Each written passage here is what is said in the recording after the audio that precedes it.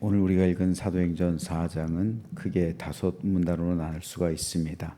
4절까지는 베드로와 요한의 투옥 및 성도의 증대를, 5절에서 14절은 베드로의 치유 사건에 대한 사안해드린의 신문을, 15절에서 22절은 베드로와 요한에 대한 사안해드린 공회의 협박과 석방에 대해서, 21절부터 23절부터 31절은 석방된 사도들의 보고에 따른 성도들의 합심 기도 및 담대한 말씀 전파를, 그리고 32절부터 37절은 초대교회 성도들의 공동체 생활 및 권위자 바나바에 대한 소개로 4장을 마치고 있습니다. 오늘 이 가운데서 마지막 32절부터 37절까지를 잠시 살펴보겠습니다. 믿는 무리가 한 마음과 한 뜻이 되어 모든 물건을 서로 통용하고 자기 재물을 조금이라도 자기 것이라 하는 이가 하나도 없더라. 사도의 큰 권능으로 주 예수의 부활을 증언하니 무리가 큰 은혜를 받아 그 중에 가난한 사람이 없으니 이는 밭과 집 있는 자는 팔아 그 판급세 값을 가져다가 사도의 발 앞에 두매 그들이 각 사람의 필요를 따라 나누어 줌이라. 구브로에 전한 레위족 사람이 있으니 이름은 요셉이라. 사도들이 일컬어 바나바라, 번역하면 위로의 아들이라 하니 그가 밭이 있음에 팔아 그 값을 가지고 사도들의 발 앞에 두니라. 자, 오늘 이 본문은 초대교회 성도들의 삶의 모습에 대한 증언입니다. 그들은 한 뜻과 한 몸이 되었어요. 한 마음이 되었습니다. 하나님 안에서 믿음으로 하나가 되었다는 거예요.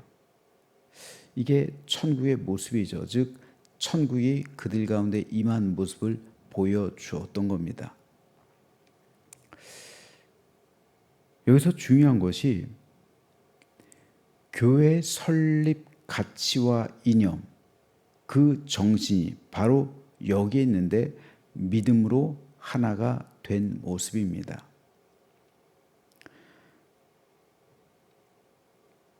천국 공동체, 다시 말해서 천국을 이룬 공동체가 교회죠. 교회는 에클레시아라는 말인데 밖에서 불러낸 사람들의 모임, 즉 세상으로부터 불러낸 사람들의 모임이에요. 이 모임을 공동체라고 하죠. 근데 세상에서는 공동체는 어떤 공공의 이념, 공공의 생각, 어떤 자기들의 공공의식의 모임이 공동체예요. 당시 예수님 시대만 해도 모임이 여럿 있었죠. 조국의 독립을 핵심 가치를 삼아서 모인 무리들의 모임이 바로 열심당, 젤로파예요. 그리고 로마와 협력하고 그 안에서 자신들의 어떤 기득권을 누리는 그 모임, 사두개파입니다. 이도저도 싫어서, 너무나도 타락하는 모습이 싫어서 세상 것과 단절해서 광야로 나가서 자기들끼리 모인 무리들, SNF파예요. 그런데 교회는 뭡니까? 교회는 그렇지 않았어요. 신약 교회는 예수 그리스도의 복음이 중심이었어요. 그 복음을 중심으로 모인 그 믿음의 공동체가 바로 교회였습니다. 오늘날 우리는 교회에 왜 모이는지, 우리 교회의 중심이 무엇인지를 발견할 수 있는 게 바로 여기예요. 우리 교회들에서 우리가 범하기 쉬운 그러한 잘못들이 있습니다. 자기들끼리의 모임, 이건 교회가 될 수가 없는 거예요. 그래서 자기들끼리 어떤 정당을 중심으로 해서 모이는 것, 이건 교회가 될 수가 없습니다. 이건 세상 모임이에요. 자기들끼리 환경운동을 하는 사람들의 모임, 이건 교회가 될 수가 없습니다. 이건 세상의 모임이에요. 교회는 믿음 중심으로 모든 사람들이 모이는 곳입니다. 그래서 그 안에서 하나가, 믿음으로 하나가 되는 공동체, 이게 교회예요. 그런데 이 교회를 이루는데 사람들이 칭찬을 하기 시작합니다. 왜요? 자기들의 모든 것을 통용했어요. 한 마음과 한 뜻이 될 뿐 아니라 모든 물건을 서로 통용했단 말이에요. 자기 재물을 자기 것이라 주장하지 않고 다 팔아서 교회 안에 있는 성도들에게 나누어줬단 말입니다. 가난한 자들을 없게 만들었단 말입니다. 세상 사람들이 이 모습 보고 감동하는 거예요. 이와 똑같은 기록이 사도행전 2장에서도 기록되고 있어요. 믿는 사람이 다 함께 있어 모든 물건을 서로 통용했다. 재산과 소유를 팔아 각 사람의 필요를 따라 나눠주고 날마다 마음을 같이하여 성전에 모이기를 힘쓰고 집에서 떡을 떼며 기쁨과 순전한 마음으로 음식 먹고 하나님을 찬미하며 또 온 백성에게 칭송을 받으니 주께서 구원받는 사람을 날마다 더하게 하셨다. 이 모습, 교회 안에서 이루어지는 모습을 세상 사람들이 보고 그들이 그리스도인이 되는 거예요. 그 무리에 속하고 싶어 했던 겁니다. 초대교회 성도들이 물론 나가서 전도도 했겠죠. 하지만 그 전도함보다 그 전도함을 뒷받침하기 위해선 바로 안에서 그들이 살아가는 삶의 모습을 보여주었던 거예요. 천국의 모습, 복음이 임한 모습, 예수 그리스도의 생명의 모습, 구원받은 믿음의 백성의 모습을 보여준 겁니다. 그래서 교회는 부흥했던 거예요. 폭발적으로 성장했습니다. 바로 여기서 칼 막스가 공산주의 이론을 발견하잖아요. 그래서 공산주의에 적용하잖아요. 이론적으로 보면 공산주의 이론은 굉장히 혁명적이죠. 그런데 공산주의가 왜 실패할 수밖에 없습니까? 두 가지요. 두 가지가 안 돼서 공산주의는 사실은 이거는 실패할 수밖에 없는 그런 사상입니다. 첫째, 뭡니까? 인간 안에 있는 탐욕이에요. 믿는 사람이 다 모든 물건을 통해하고 자기 것을 자기 것이라 안 하고 다 바쳤단 말이에요, 교회에. 이게 어떻게 가능합니까? 성령께서 임하셔야 가능한 거예요, 이거는요. 성령으로 충만해져야 가능한 거예요. 공산주의 뭡니까? 성령으로 충만하지 않은데 뺏는 거잖아요. 남의 걸 뺏어가지고 하는 거 이게 가능합니까? 남의 걸 뺏어가지고 평등하게 하는 거 이게 가능합니까? 이건 안 되는 거예요. 출발부터 잘못된 겁니다. 그러니까 공산주의는 실패할 수밖에 없는 거예요. 기독교에서 그 이론을 차용했을지 몰라도 이건 안 되는 거예요. 둘째는 뭡니까? 첫째는 인간 탐욕을 제거할 수 없기 때문에 그렇기 때문에 자발적으로 드리는 것이 아니기 때문에 안 되는 거예요. 그리고 탐욕을 제거할 수가 없어요. 인간 안에 있는 탐욕은 제거가 안 돼요. 그러면은 소위 말하는 지도자들, 공산주의 푸틴, 시진핑, 김정은 이런 사람들에게 탐욕이 없어요? 아니요. 오히려 공산주의가 지도자 가진 사람하고 안 가진 사람의 차이가 더 커요. 중국 공산당들 보세요. 잘 사는 사람 얼마나 잘 사는지 몰라요. 대부분은 찢어지게 가난하게 사는 거예요. 대부분은. 잘 사는 사람은 1%, 상위 1%. 그 사람들만 잘 살아요. 나머진 진짜 가난하게 사는 거예요. 그러니까 평균값인데 여러분 1%가 국토의 예를 들어서 90%를 차지하거나 그럼 그 나라 망하는 거예요. 지금 자본주의도 왜 경계해야 되냐면요. 자본주의도 상위 1%가 전 국토의 90%를 차지할 때가 있어요. 그럼 그 나라 망해요. 혁명이 일어나든지 그렇게 돼요. 굉장히 어려운 겁니다. 근데 공산주의는 더해요. 대놓고 그렇습니다.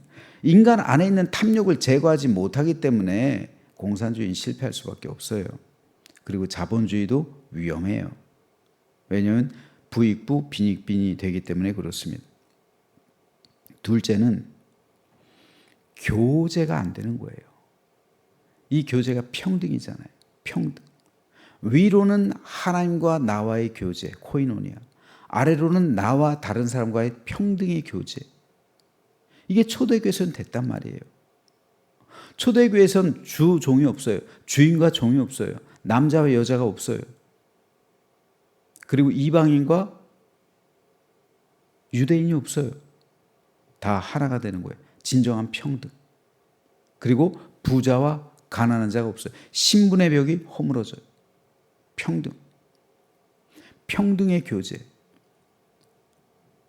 그런데 이거에 다 실패하는 거예요. 공산주의가 실패 안 되는 거예요. 그러니까 공산주의는 실패할 수밖에 없어요. 그나마 정직한 제도가 민주주의예요. 인류가 고안한 가장 발전적인 제도는 사실 민주주의입니다. 자유민주주의. 이 가치는 양보할 수 없는 거예요. 양보해서도 안 돼요.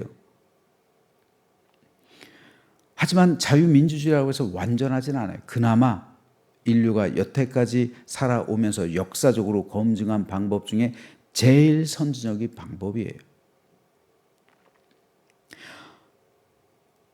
그렇기 때문에 공산주의는 망하지만 초대교회는 폭발적으로 부흥하고 성장했어요. 자, 그러면 초대교회가 쭉 이어져야 될 거 아니에요. 초대교회도 반짝이. 역사적으로 보면. 왜요? 여기 두 가지에서 자유롭지가 못했어요. 그 초대교회에서도 인간 탐욕이 들어가요. 인간의 본성이잖아요. 그리고 신분이 나뉘어요. 어제 문 목사님이 그 설교했죠. 신분이 나뉘어요. 그러니까 어떻게 돼요? 차별이 돼요. 그러니까 교회가 전부 어떻게 돼요? 세속화되는 거예요. 천국 공동체에서 세속화되는 거예요.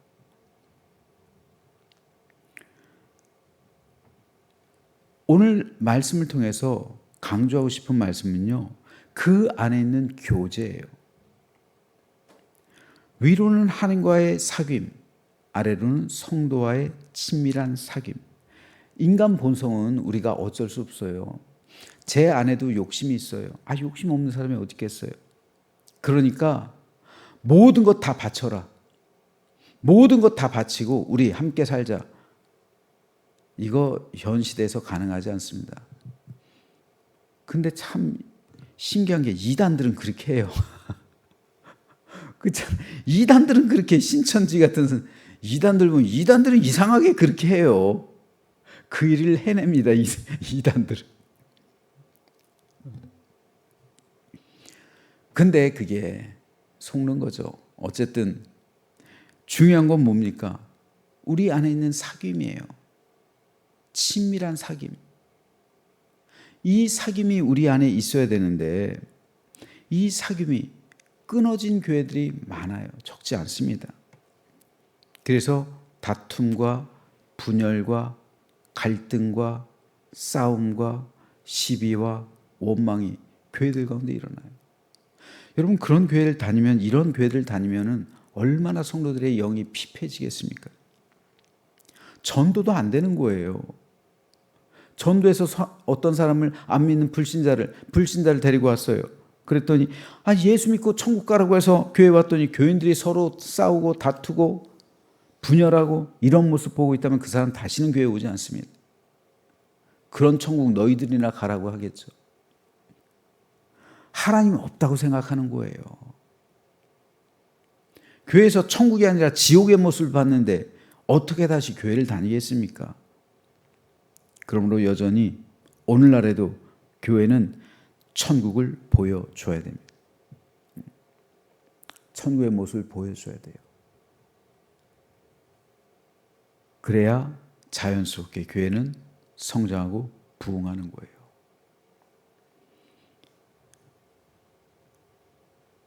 꽃은 움직이지 않아요. 그럼에도 나비와 벌이 꽃을 향해 날아드는 것은 꽃에서 향기가 나기 때문에 그래요. 음식점도 그래요, 여러분. 얼마 전에 지방 목사님들이 저기 여행 갔을 때 한 몇 해 됐죠. 그 산골짜기로 찾아가요. 도대체 뭘 먹으려고 여기까지 가냐고. 근데 음식점이. 근데 먹어봤더니 맛있어요. 그러니까 주차장이 그 골짜기인데도 차가 모자랄 정도로 빽빽해요. 음식점 하나도요, 맛있다는 소문이 나면은 찾아와요. 멀리서도 찾아와요. 오염되고 불결한 곳엔 파리가 날려요. 하지만 꽃이 있는 곳에 나비와 벌이 날아들어요. 만일 교회가 더럽혀지고 오염되어 있다면 파리 같은 사람들이 날릴 거예요.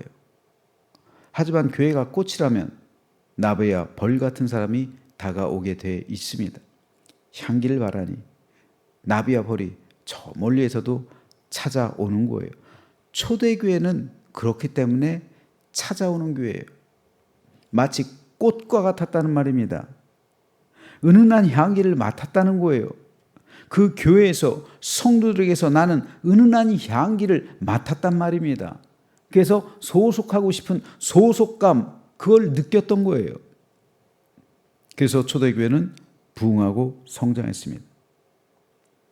저는 우리 교회도 이런 교회가 되길 소망합니다.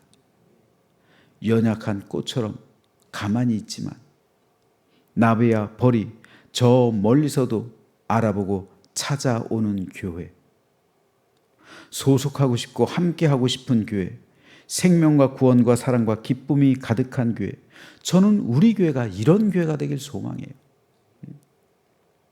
목회자로서의 제 목회 철학입니다. 제 비전이에요. 우리 성도들이 진짜 천국 공동체를 이루는 것. 그래서 마음의 갈등, 서로 다툼, 이런 것이 아니라 서로 기쁨과 사랑으로 한 모습이 되는 것, 하나가 되는 것.